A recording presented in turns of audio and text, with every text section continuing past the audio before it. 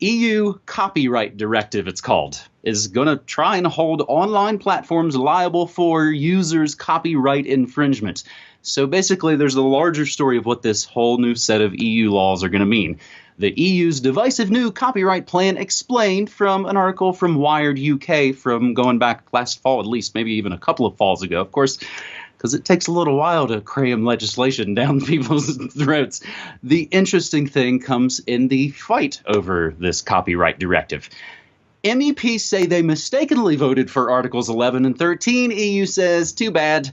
So about that terrible vote by the EU Parliament to approve the copyright directive, including the dangerous Articles 11, which is essentially the link tax, and Article 13, requiring online platforms like YouTube to filter or remove copyrighted material. The key vote was whether to allow amendments that could have deleted those articles. They're voting on what to vote on, basically.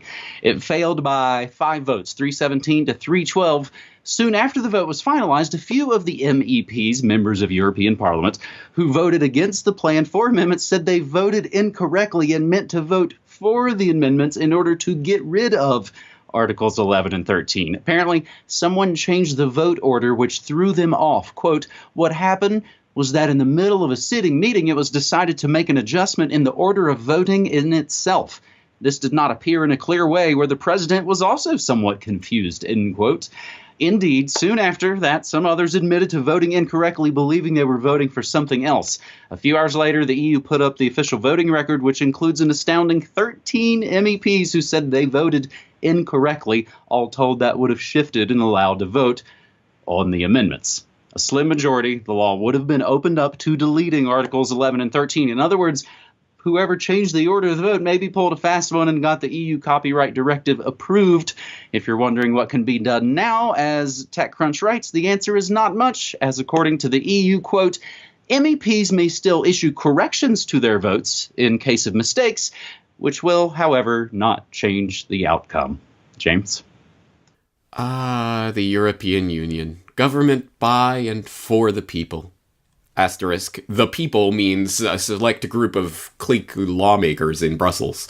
This is representative democracy, the way it's meant to be done. Ooh, let's change the voting order. What are we voting on? Okay. What did I just vote? Oops. No, wait, I didn't mean to vote that. Too bad. And guess what? Unlike, say, the Lisbon Treaty, hey, Ireland, you voted the wrong way, let's do that again. Or unlike, say, Brexit, hey, England, you voted the wrong way, let's do that again. This time, well, I don't care if you voted the wrong way, it's the right answer, so we'll accept it. This is exactly how the game works. It is a game. Anyone who believes in this charade doesn't have 2 brain cells to rub together by this point.